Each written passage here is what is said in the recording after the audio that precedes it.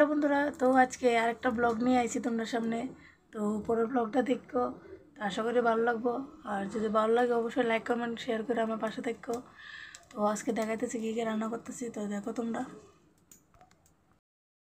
এদিকে আলু সিদ্ধ বসাইছি, তো ডিমের বড়া করে আলু দা রান্না করুন। আর এখানে মূলা আছে, তো মূলা দিয়ে শিরা কোটি মাছ দিয়ে রান্না করুন। তো তোমরা দেখো পুরো ভিডিওটা।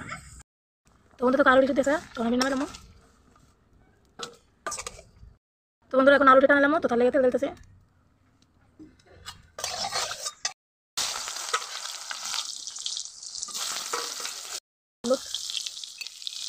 লবণ। তোমরা এখন আলুটা টানলাম, তো আর তো এই দিকে ডিম বাঙালাম, তো দেখো তখন দেখো ডিমটা বাঙালাছি, তো হলুদ পেঁয়াজ দিলে চিড়ে দিলে তো বড়া করুন। তো বন্ধু দেখো আলুটি টানানো হয়েছে, তখন নামালাম না, দেখো আলুটি নামালেছি। তখন ডিমটি মামলেট করুন, তাহলে করে তেল দিতেছে।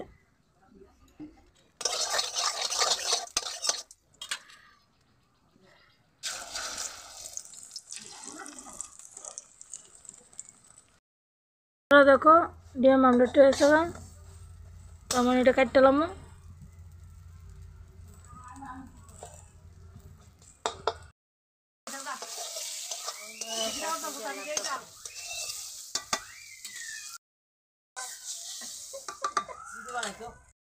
ধরো এখন ডিমটা জ্বালতেছি।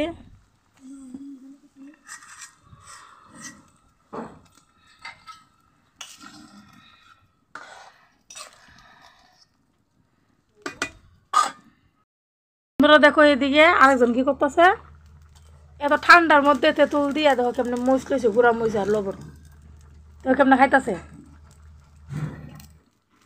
হ্যাঁ তোমাদের রান্না গাছের তেঁতুল, দেখো কেমনে খাইতেছে।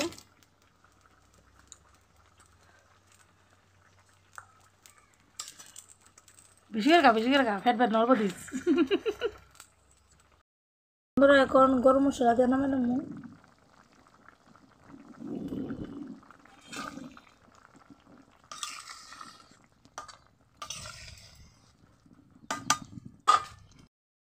তো বন্ধুরা দেখো ডিমের তরকারিটা নামে লেছি, আর এদিকে কড়াই বসাই দিছি। তো এখন মাছ তরকারিটা রান্না করুন, তো তার লাগে পেঁয়াজ দিতেছি।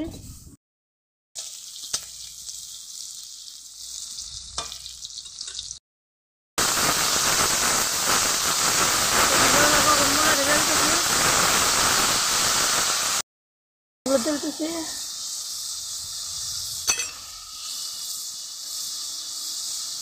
মরিচের গুঁড়া। বন্ধুরা কাঁচা মরিচ নাই, তার লাগে গুঁড়া মরিচ দিতেছি, লবণ।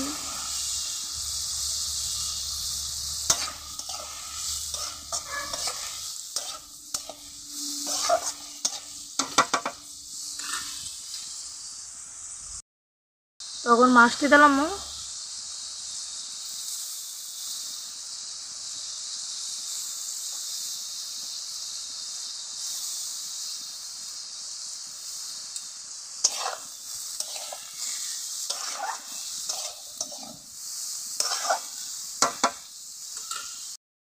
এখন জল দিলাম।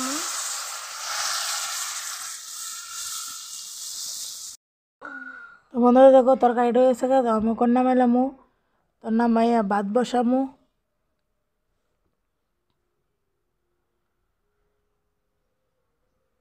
তো দেখো নামাইলেছি তরকারিটা।